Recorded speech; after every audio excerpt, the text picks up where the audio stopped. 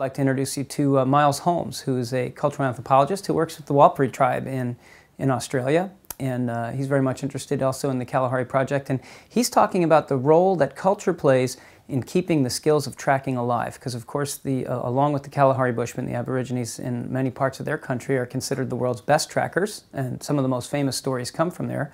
Legendary Jimmy James, the tracker from Australia. And Miles is much concerned about them preserving their cultural ways of mentoring, because what's happening now is a lot of shift over to different teaching modalities, which we already know in our Western world have not necessarily served nature connection all that well. And Miles is working on some ideas and visions around, how to help the Warlpiri keep their culture alive, and for that matter, how to keep culture alive in general for Aborigine people in Australia. So let's see what Miles has to say. Hey, we're Skyping Miles Holmes. He's a cultural anthropologist who works with the Aborigine tribe, the Warlpiri, in Australia. Let's see what he has to say about cultural practices, tracking, and nature connection. Let's see if he answers. And hey, nice to see you. Yeah, you too, mate. You look like you're in the middle of summer or something.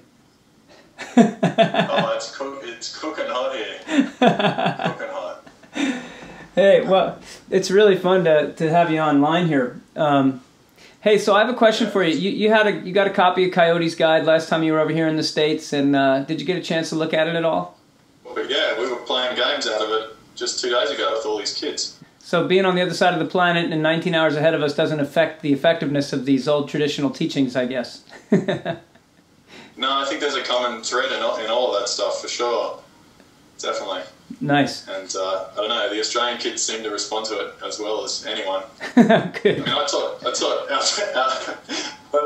like yesterday or 2 days ago, we were playing Meet a Tree with 3-year-olds and 7-year-olds. And, they loved it. Oh, cool. That's really cool. So our trees have bark, they feel good. Just like your trees. But we were talking now also just about nature connection in general, and our hope to go over to the Kalahari and to gather some stories from the elders there especially, and the women themselves have said, the older women, hey, come and talk to us. We are the ones who raised these young trackers that you're so interested in.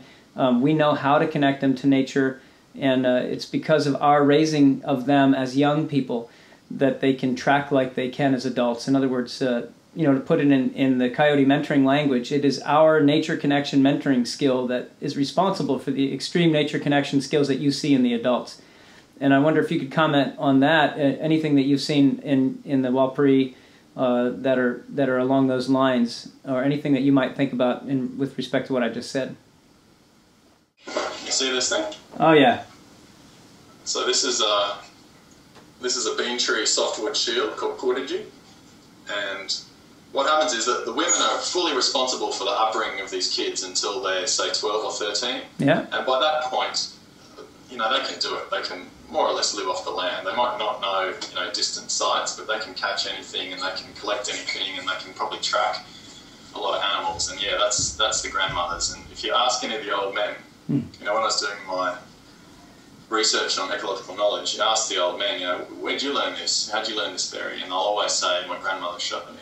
When you get to 12 or 13, you go through Cordigi, which is the initiation ceremony, and that's when you celebrate the teachings of the grandmother and you get handed over to the teachings of the men.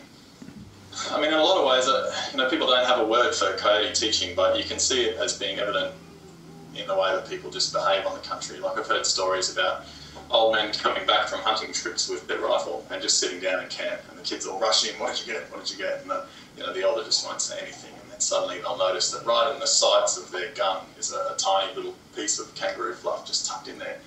And the lesson is about levels of awareness. This is the appropriate level of awareness that you should have. I'm not going to drag a kangaroo into camp. You just have to notice this hair, and then off you go and get it. Nice. So, I mean, my friend Steve's a Warlpiri bloke. He sums it up really well. He's about finding the principles that can drown out the sort of, he calls it the deafening roar of mainstream culture, and he's come up with a few templates like this thing we call Warlpiri, which means from country.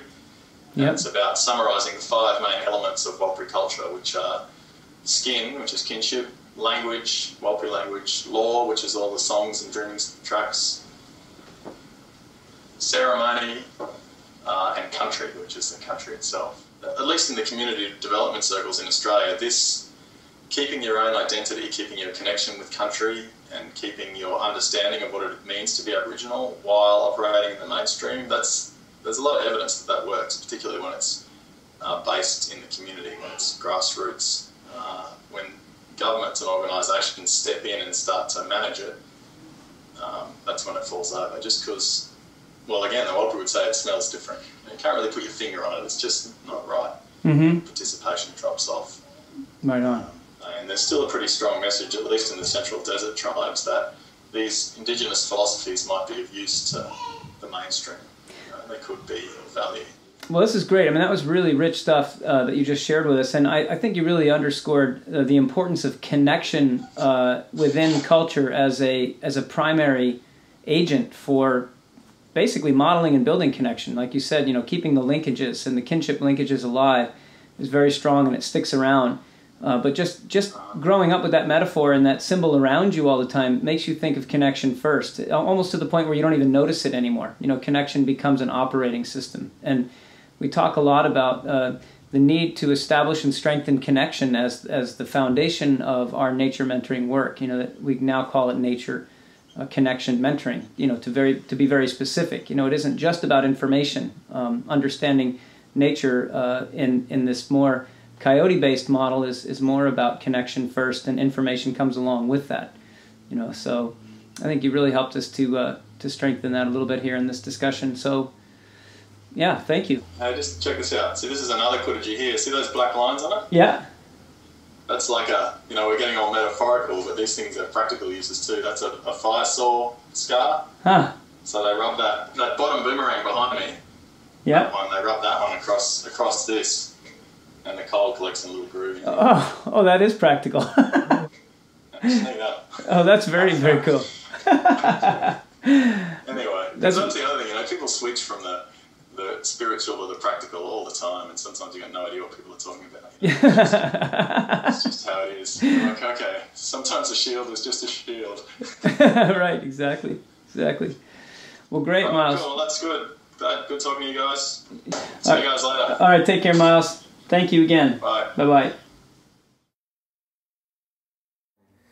Well, I really appreciated Miles' insights into tracking and Aboriginal culture. And, you know, we really want to talk about the fact that what we're talking about is not just for people who want to connect to nature. It applies to everything. You know, these mentoring models, which we discovered through trying to figure out how to preserve the art of tracking as a holistic practice, turns out it helps musicians, it helps teachers, it helps even mathematicians. People think better when their minds are connected to nature, and this is what we're discovering. And our model is really effective at helping people connect to nature, and that's what we want to share with you. And in our next piece, we have two friends from the Bay Area who work with kids on a regular basis and who use this model to connect kids with nature. And I'm really looking forward to introducing you to Karen Harwell and Wendell Bird.